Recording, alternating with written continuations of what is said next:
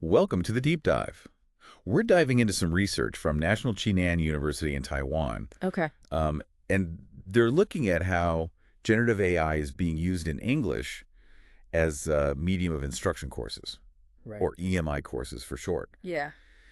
And, we're really interested in this because so many students around the world are finding themselves Yeah.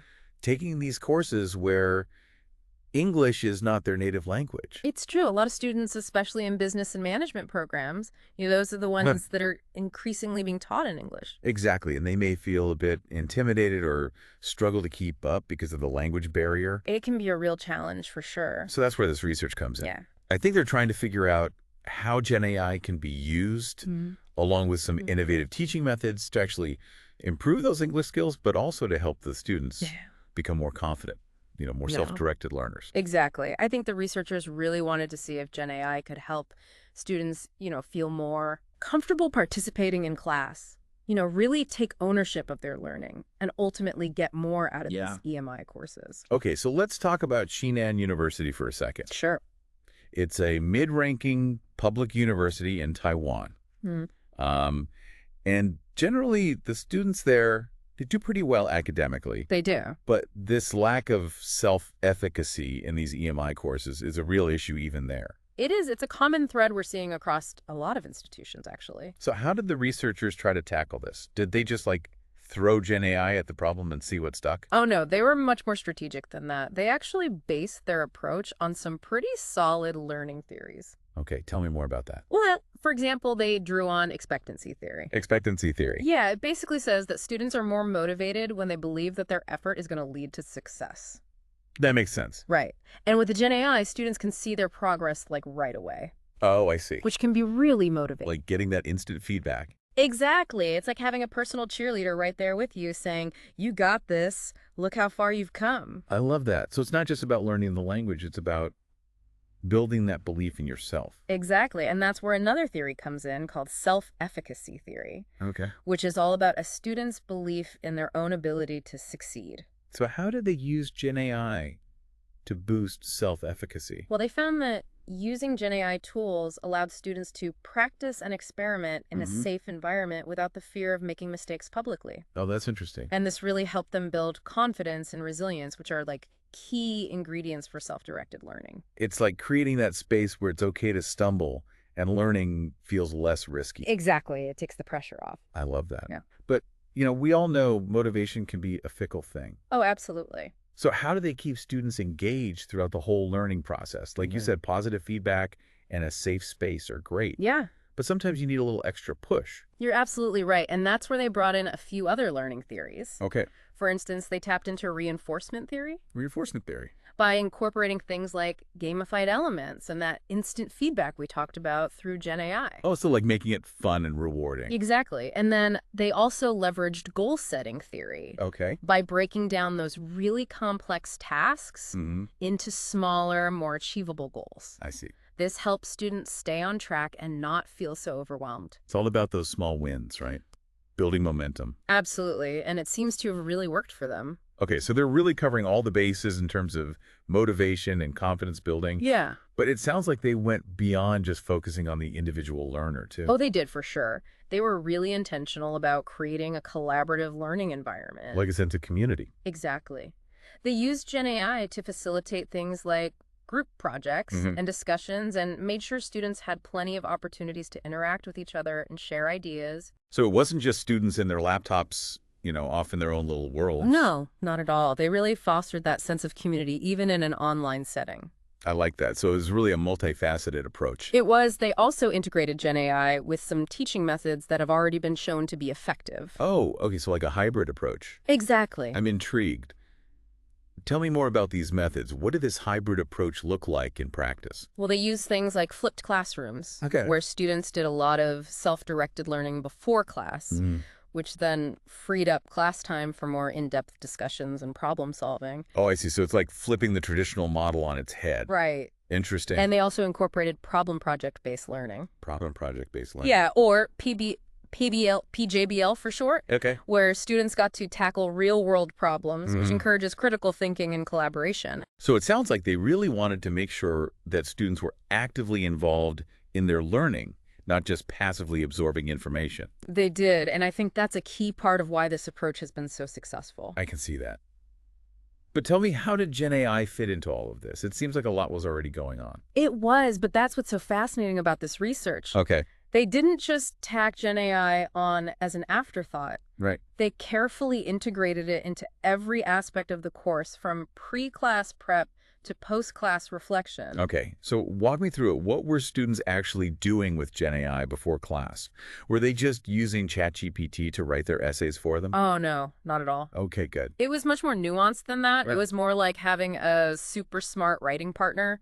Oh, I see. They could get feedback on their grammar and refine their arguments, even practice different writing styles, all in a safe, judgment-free zone. That takes the fear factor out of writing in a second language. It does. It's like having a personalized tutor available 24/7.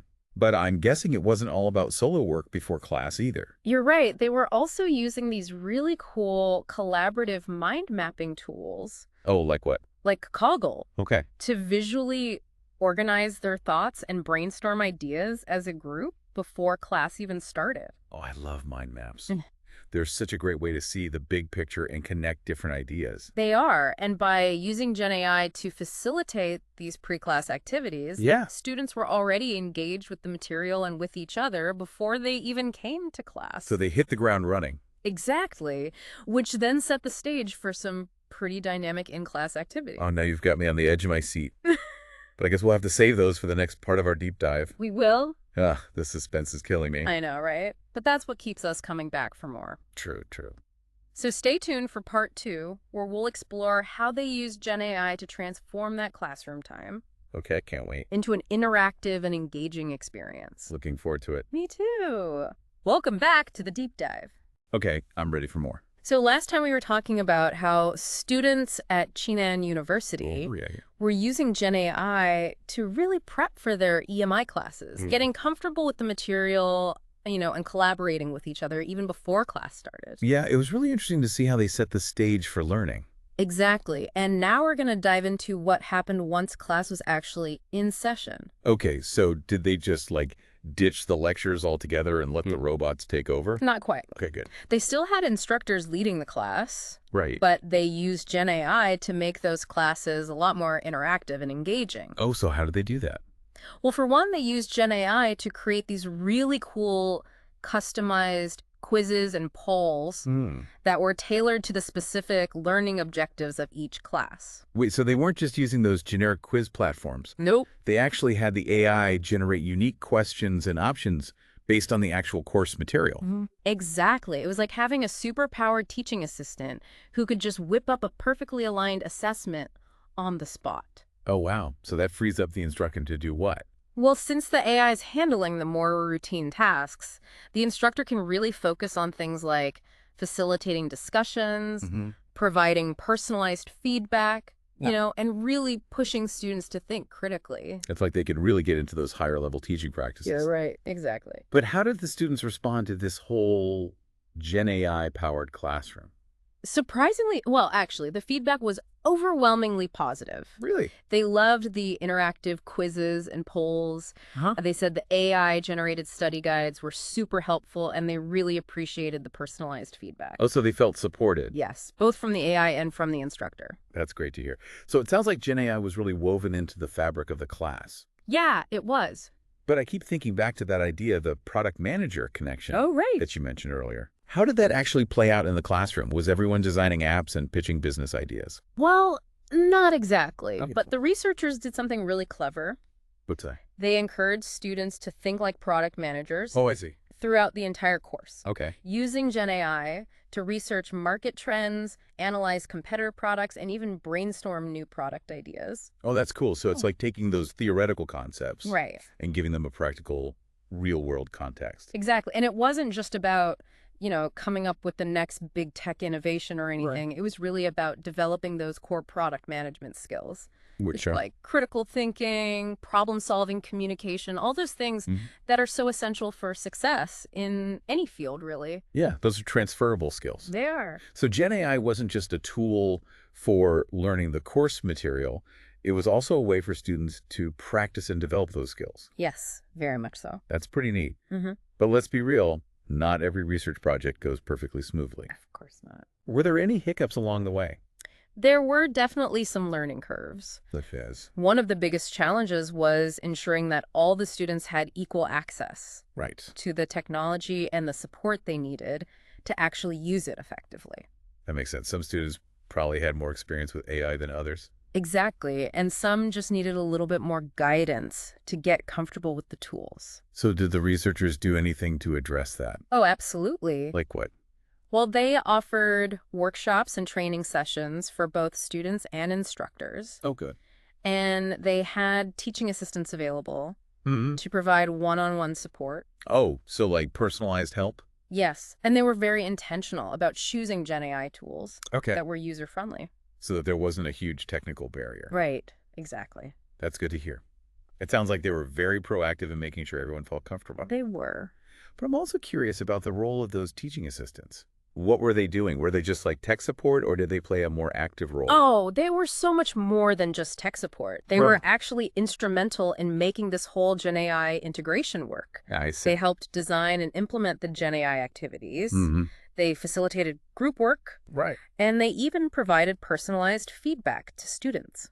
Wow, so they were almost like co-teachers. They were, in a way. Working alongside the instructors to create this dynamic and supportive learning environment. Exactly. And that's what I think makes this research so compelling. It wasn't just about throwing GenAI into the mix. Right. It was about carefully, thoughtfully integrating it into every single aspect of the course. With a real focus on student learning and support. Yes, exactly. This is fascinating stuff. It is? But I know we're not quite done with our deep dive yet. We're not. So in the next and final part, we'll step back and look at the bigger picture. Yes. What are the long-term implications of this research?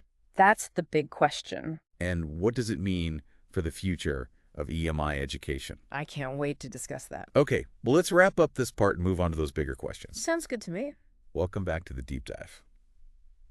We spent the last two parts really getting into the nitty-gritty of how researchers at Shihmin University are using GenAI in these English as a medium of instruction courses. It's pretty amazing stuff. It is. They've created this really interesting blend of, high-tech and high-touch teaching.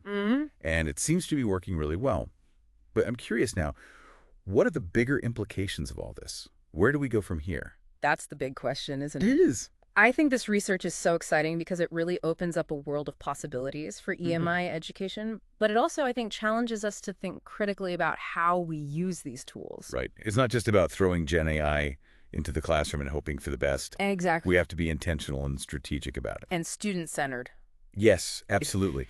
And one of the things that really stood out to me was the importance of taking a holistic approach. Absolutely. They didn't just focus on the technology itself, right? Right. They thought about the teaching methods, the classroom environment, the support systems, everything. It's like that old saying, it takes a village. It really does. And in this case, it takes a village of educators, technologists, and support staff all working together to make this kind of transformation happen. I love that analogy.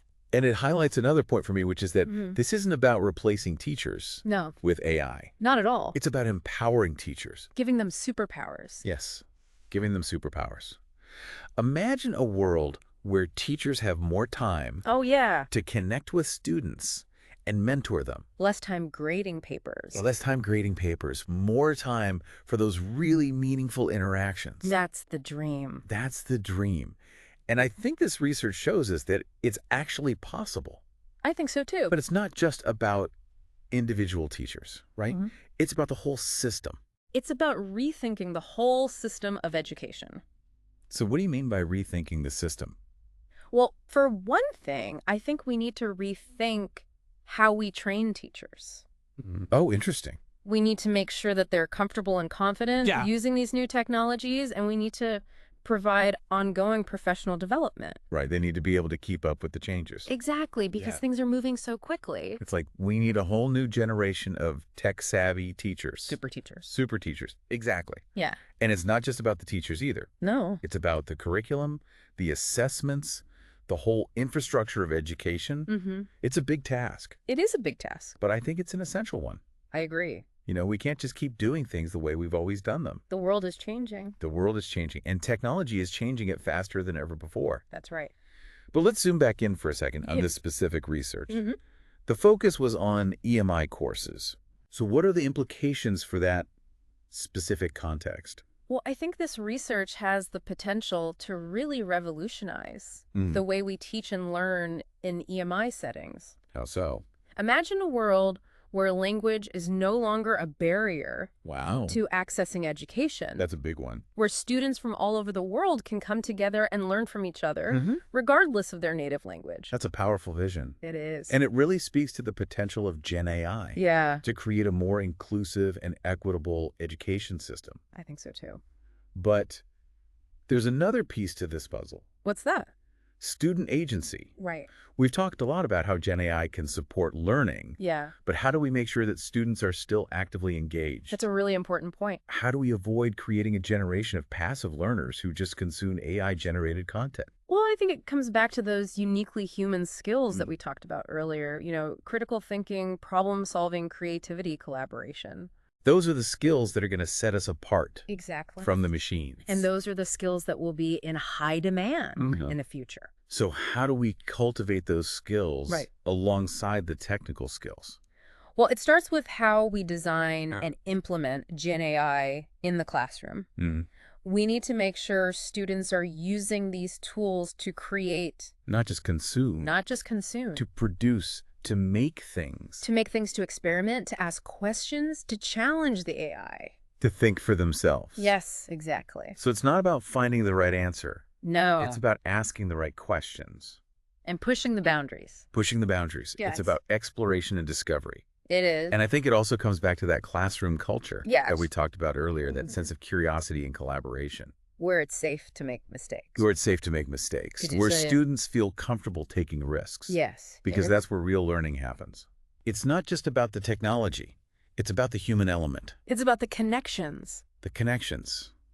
The relationships. The shared experiences. That make learning meaningful. That make learning meaningful. You said it perfectly. And you know what? This research gives me hope. Me too. It shows that we really do have the potential to create an education system that is truly personalized, engaging, and empowering for every student. It's a glimpse into a future where every student, regardless of their background or their language, can reach their full potential. I love that. And where technology helps us to learn more deeply, connect more meaningfully, and create a more inclusive and equitable world. Beautifully said. Well, this has been an incredible deep dive. It has. And I think we've only just scratched the surface of what's possible. So thank you so much for sharing your insights with us today. It's been my pleasure. And to all our listeners out there, we hope this episode has inspired you to think differently about the role of GenAI in education. Keep exploring, keep experimenting, and keep diving deep. And we'll see you next time. See you next time.